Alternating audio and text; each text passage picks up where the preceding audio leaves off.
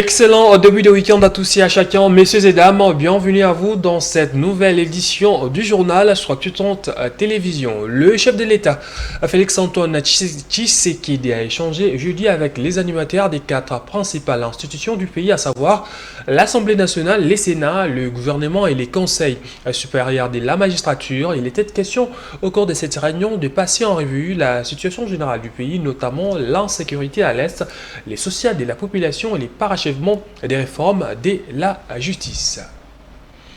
Les chefs des quatre institutions de la République, le président de l'Assemblée nationale Vital Kamerhe, du Sénat Sama Lukonde, la première ministre Judith Suminwa et le président du Conseil supérieur de la magistrature, Dieudonné Kamoleta, ont tous pris part à la réunion interinstitutionnelle présidée ce jeudi 12 octobre à la Cité de l'Union africaine par le chef de l'État, Félix-Antoine Tshisekedi Tshilombo. Ils ont débattu pendant plus de 3 heures autour de la première institution du pays garant de la nation des questions d'intérêt national relevant des domaines économiques, sociaux et sécuritaires. Le président de la Chambre basse du Parlement a fait le point de cette grande réunion. Le président de la République a donné des orientations dans tous les domaines de la vie économique et sociale de la vie de la nation. S'agissant de l'économie, le président de la République a souligné sa détermination à voir notre économie décoller, avec notamment la baisse du taux directeur de la Banque centrale. Et ceci va entraîner aussi la baisse du taux au niveau des banques commerciales, de telle sorte que notre économie soit concurrentielle et que les populations, surtout les plus démunies, puissent avoir un accès facile au crédit. Nous avons souligné aussi la question qui est déjà prise en charge au niveau du gouvernement, et ça c'est le président qui l'a rappelé, de voir les prix des biens de première nécessité baisser sur le terrain. Et cela en préservant la stabilité du cadre macroéconomique. Le président a souligné aussi le secteur de la santé, et avec notamment l'épidémie que nous connaissons aujourd'hui d'Mpox. Il faut non seulement la campagne de vaccination, de sensibilisation, et concernant les autres épidémies présente et à venir, il a parlé de la prévention, qui est le bon système de santé. Nous avons aussi abordé et suivi le président de la République ses orientations en ce qui concerne le secteur judiciaire. Là, le président voudrait absolument que les réformes du secteur de la justice soient parachevées de telle sorte que nous puissions avoir une justice équitable ou, par exemple, parce qu'il y a certains abus qui ont été déplorés dans les domaines fonciers, en ce qui concerne l'acquisition de terres dans notre pays, en ce qui concerne la protection du titre de propriété, en ce qui concerne toutes les saisies qui sont faites au niveau des entreprises publiques et privées œuvrant dans notre pays. Le président de la République n'a pas oublié de discuter avec les différents chefs de corps de la question du parachèvement du processus électoral. Vous le savez très bien dans le Kwilu, vous le savez bien dans le Nord-Ubangi, et certains comme Kwamutu, il a dit même, nous ne devons pas oublier que Rutshuru et Massissi font toujours partie de la République démocratique du Congo. Et donc un calendrier clair sera donné par la CENI pour que ces élections puissent avoir lieu. Ici, la question des conseillers communaux a été soulignée. Et les instructions claires et les orientations nous ont été données par le président de la République pour voir comment ces conseillers communaux vont coexister d'abord avec les bourgmestres qui sont là et ensuite avec les bourgmestres qui eux-mêmes. La première ministre Judith Suminwa Tuluka a présidé jeudi dans son cabinet de travail la traditionnelle réunion du comité des conjonctures économiques. Des points essentiels ont été examinés au cours de cette séance de travail. Il s'agit notamment de l'observation de la consolidation du cadre macroéconomique et du renforcement des méthodes pour la lutte contre la corruption au pays. Le gouvernement note également la baisse de l'inflation et la consolidation du franc congolais. 2 grands points se détachent dans les discussions d'aujourd'hui. Le premier point, c'est l'observation de la consolidation de notre cadre macroéconomique. Donc nous avons constaté que l'inflation continue à baisser pour la 4e semaine consécutive, mais il y a aussi le franc congolais qui se consolide. À côté de ça, il y a la nouvelle sur la croissance qui s'affirme autour des 6%, ce qui est une bonne nouvelle. Mais comme vous pouvez le comprendre, nous n'allons pas nous satisfaire de ces résultats. Nous continuons les efforts, essentiellement sur la discipline budgétaire, mais aussi sur les grandes questions d'encadrement structurel, la diversification notamment. Et puis il y a les grands programmes que vous connaissez des infrastructures, notre plan quinquennal. Donc tout cela pour permettre à notre pays d'avoir un environnement encore plus susceptible de favoriser les investissements dont nous avons besoin pour notre développement. Aujourd'hui, nous avons encore parlé de la grande question de fraude dans nos frontières. Donc ça, c'est encore un grand chapitre que nous allons attaquer. Nous allons continuer à repousser la fraude pour nous permettre de poursuivre sur notre lancée. Les climats des affaires, il y a la feuille de route, une nouvelle qui est en phase de finalisation. Donc ça aussi, ça viendra renforcer toutes ces mesures qui vont nous permettre de faire encore de progrès et permettre à notre pays de continuer sa marche vers le développement.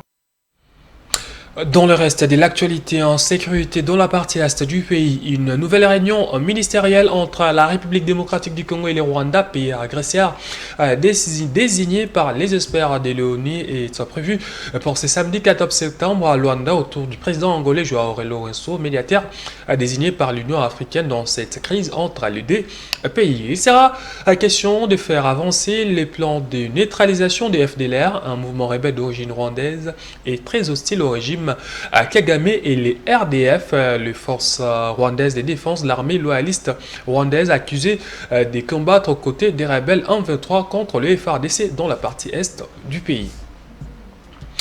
Le FARDC compatisse avec les familles des victimes de l'explosion de la bombe tombée jeudi à Goma, causant la mort de 3 personnes. Son porte-parole, le lieutenant-colonel Guillaume Ndjike, appelle la population de ces coins du pays à la prudence et d'éviter la manipulation de tout objet métallique d'origine inconnue.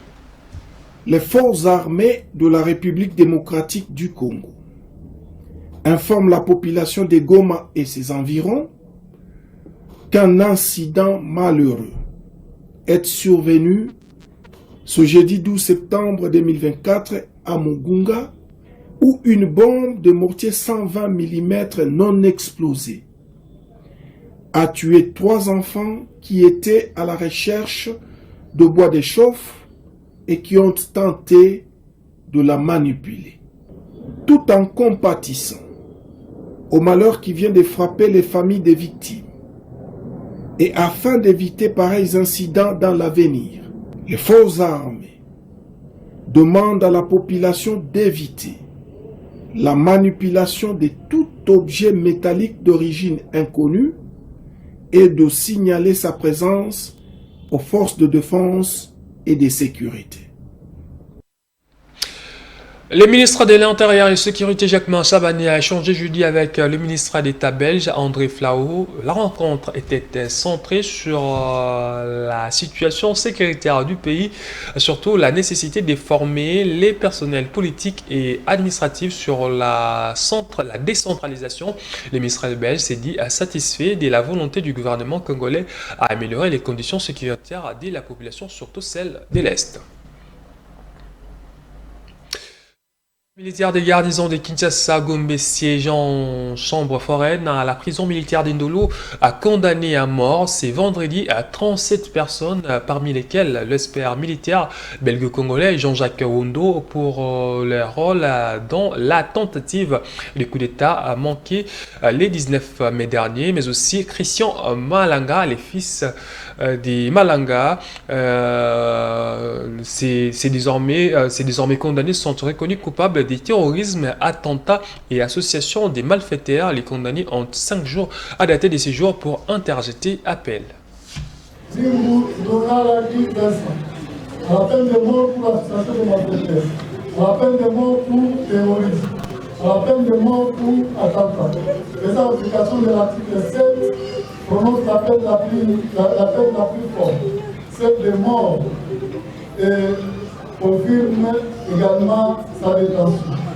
S'agissant du prévenu Bati Namba qui réside, peine de mort pour association de malfaiteurs, peine de mort pour terrorisme, peine de mort pour attentat, les applications de l'article 7, prononce une peine la plus forte, celle de mort, confirme sa détention. S'agissant du prévenu Cataraï Basile Richard, peine de mort pour association de malfaiteurs, peine de mort pour terrorisme, peine de mort pour attentat, 20 ans de sanction pénale principale pour détention illégale d'armes ou munitions de guerre. Les applications de l'article 7 du Code pénal militaire prononcent l'unique peine. La plus forte, celle de mort, confirme l'événement sa détention. S'agissant du prévenu Kassomo Océane Etienne, peine de mort pour association de malfaiteurs, peine de mort pour terrorisme, peine de mort pour attentat, les applications de l'article 7 du Code pénal militaire prononcent l'unique peine la plus forte, celle de mort, confirme également sa détention.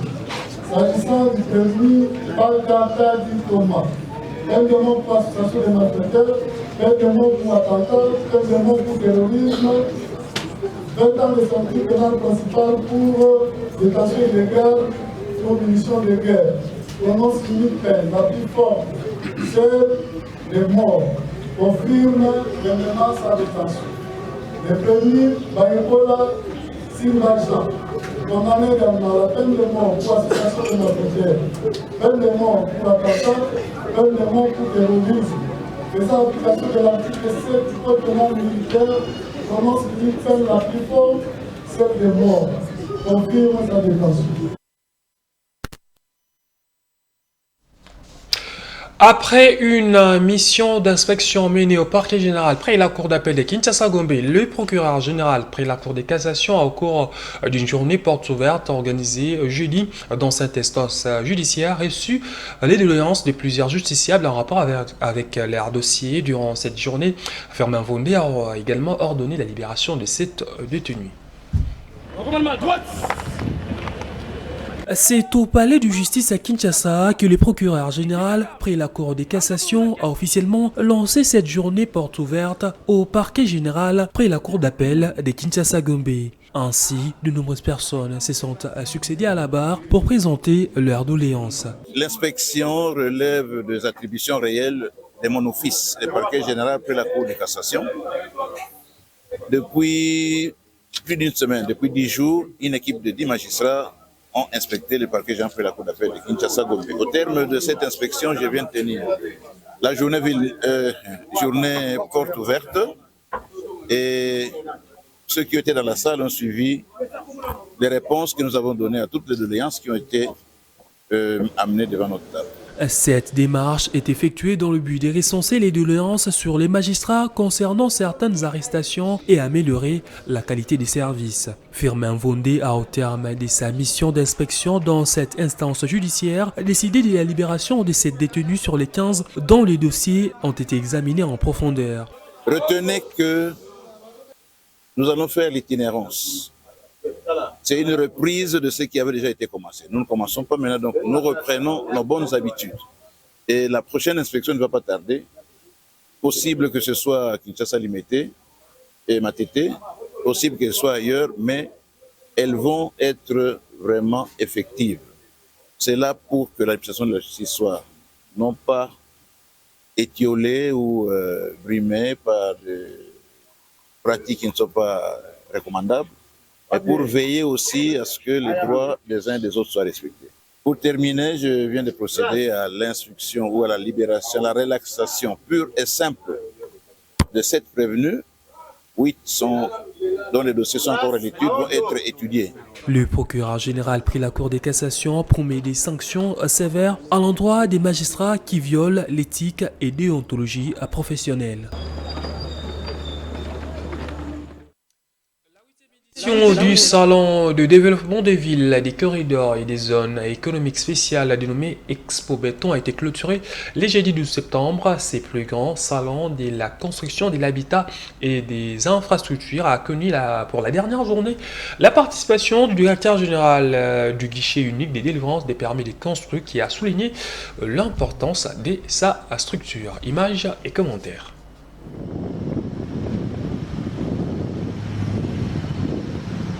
Tenu dans la capitale congolaise sous les thèmes Révolution urbaine, des solutions durables du corridor ouest pour Kinshasa et Congo central. Cette édition d'Expo Béton a connu des conférences, expositions à Kinshasa ainsi qu'une expédition et visite d'entreprise. Les échanges ont permis de dégager des pistes concrètes pour élever les défis de l'assainissement au pays. Intervenant lors de cette dernière journée, le directeur général du guichet unique des délivrances des permis de construire a martelé sur notamment l'importance de sa structure.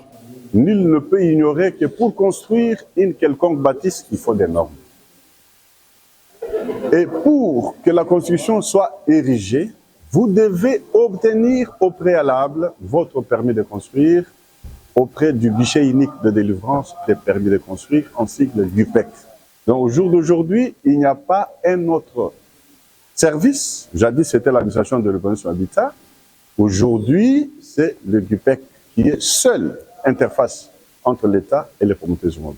Ceux qui veulent construire doivent venir auprès du guichet unique de délivrance des permis de construire ainsi que le GUPEC. C'est GUPEC seul qui peut leur orienter, leur dire ici vous devez construire, ici vous ne devez pas construire. Pourquoi? C'est pour sécuriser leur construction. Expo Béton a été l'occasion de présenter des maquettes et des réalisations concrètes montrant l'implication d'entreprises congolaises aux côtés des sociétés étrangères dans la construction et l'entretien de la ville. Les succès d'Expo Béton 2024 augurent un avenir prometteur pour les secteurs de la construction à RDC. Il faut noter que c'est le président de la République, Félix Tshisekedi, qui a ouvert ses assises.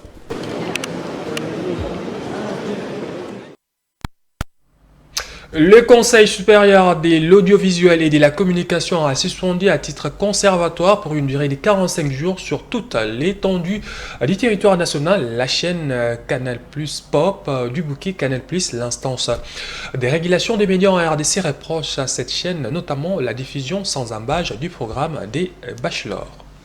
Attendu qu'étant sous suspension, la chaîne Canal+ Pop a continué à diffuser allègrement et sans embâche le programme frappé d'interdiction, attendu que cette attitude constitue une violation délibérée des décisions du Conseil et frise la rébellion contre l'instance de régulation des médias, attendu que le CESAC constate et ou sanctionne le cas de non-observance des sanctions par lui prononcées, vu l'urgence et la nécessité, prend à titre conservatoire l'acte dont la teneur suit. Article 1er. Est suspendu sur toute l'étendue de la République démocratique du Congo pour une durée de 45 jours à dater de sa publication, la chaîne Canal+ Pop. Article 2. Le directeur général de Canal+ RDC est invité au Conseil pour présenter ses moyens de défense en rapport avec le manquement relevé ci-avant en déant 7 jours. Article 3. Le procureur général près le Conseil d'État ainsi que le directeur général du Renatelsat sont priés de concourir à la bonne exécution du présent acte qui entre en vigueur à la date de... La campagne des sensibilisations dénommée « Pour notre sécurité, respectons tous la loi et les règles » lancée par les ministères de l'Intérieur et de la Sécurité est vivement saluée par la population quinoise. Pour ces Congolais, les autorités du pays doivent prêcher par l'exemple pour la réussite de cette campagne. Reportage de Jaël Molouaï et Merveille Kitita. À Kinshasa, il existe plusieurs cas de non-respect de loi dans l'incivisme routier qui bat son plein. Pour remédier à cette situation, le ministère de l'Intérieur, Sécurité et Affaires coutumières a lancé la campagne de sensibilisation dénommée « Pour notre sécurité, respectons tous la loi et les règles ». Cette initiative est soutenue par ces Kinois. Oui, naza au courant, na makamyo sous ministre Alobaki, naza au courant. Qu'on respecte, tu respectes la norme, bon, selon Malobaya l'État, tu respectes Ranabiso. Campagne soutenue, oui, mais ces Kinois appellent les autorités à prêcher par l'exemple, notamment en ce qui concerne les codes de la route. Les gens qui sont l'auteur de ça cynique, ce sont nos présidents. Mais si elle a pour respecter le code de la route, ça ne sera pas les pattes. Parce que eux qui est l'auteur de prendre des deuxièmes bandes. Même nous, on va respecter, mais l'auteur, c'est l'autorité qui doit respecter d'abord. Et nos petits peuples, on va les suivre. Soit qu'on doit respecter le code de la route, comme ça, biso, mbolo, tolanda banguna sima. Tout le monde ça c'est sens unique biso sani tolandi molande boye bakangeti bakangiyo wana injustice so ba pesa amandi go futa na banque so faut futa na bureau mo boye songolo pakala ba zambongo na baso na poche na kesa l'état mo kota exacté. Pour des sanctions contre les récalcitrants, certains font de propositions. L'État, comme c'est l'État, le BPM va venir avec des mesures très sévères pour corriger quand même nos chauffeurs qui reviennent à la raison. Mais d'autre part aussi, éviter la tracasserie et tout ça pour qu'ils se sentent quand même à l'aise. Selon le ministère de l'Intérieur, les mesures fortes vont suivre après la campagne de sensibilisation.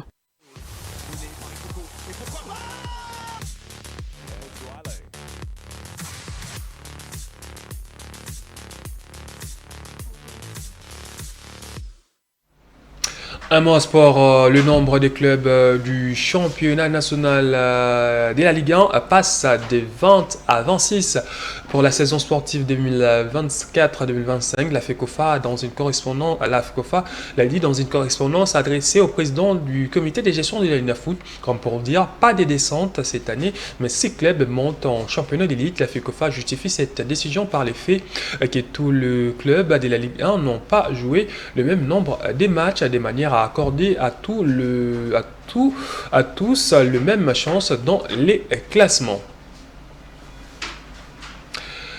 En Ligue des Champions de la CAF, l'association sportive Maniema Union de Kinoujo, c'est samedi à Kinshasa, la formation angolaise des Petro Atlético de Luanda dans le cadre de la manche allée du deuxième tour préliminaire de la C1 devant la presse. C'est vendredi, l'entraîneur de cette formation a affirmé que son équipe est prête pour cette rencontre. Papi Kimoto.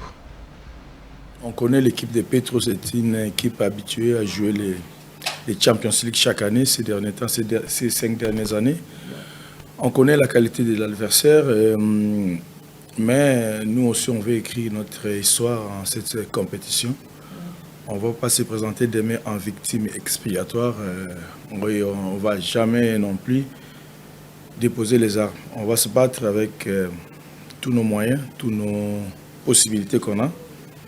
Et on a travaillé pendant 3 semaines, on a eu vraiment suffisamment le temps de bien revoir les images et de mettre une tactique en place pour essayer demain de faire un très bon résultat. Pour commencer d'abord avec le match précédent contre Ngezi Platinum, on a voulu faire le match chez nous, on a créé pas mal d'occasions, des opportunités, mais on n'a pas réussi à marquer. Mais l'objectif était la qualification.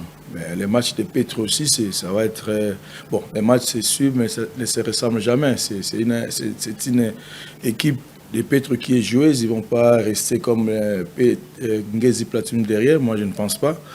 Ils vont essayer, parce que j'ai eu suffisamment le temps, on a regardé le dernier match qu'ils ont joué. C'est une équipe qui joue très bien au ballon. Donc moi, à mon avis, je pense que le match va être ouvert parce que nous, on veut prendre une belle option ici chez nous avant d'aller jouer le deuxième match. Donc, parler avec Mazembe, non, il y a les images qu'ils ont joué contre Mazembe. On sait qu'il faut être bien concentré, bien en place et vraiment être discipliné pour jouer une grande équipe. Dernière nouvelle avant de nous quitter, le 1er décembre de cette année, l'Église catholique et la République démocratique du Congo en général vont célébrer les 60e anniversaire de la bienheureuse Noarit Ningapeta, décédée en 1964. La conférence épiscopale nationale du Congo invite tout et chacun à participer à la collecte des fonds lancée en marge de cet événement. Message lancé jeudi lors d'une conférence de presse à Kinshasa.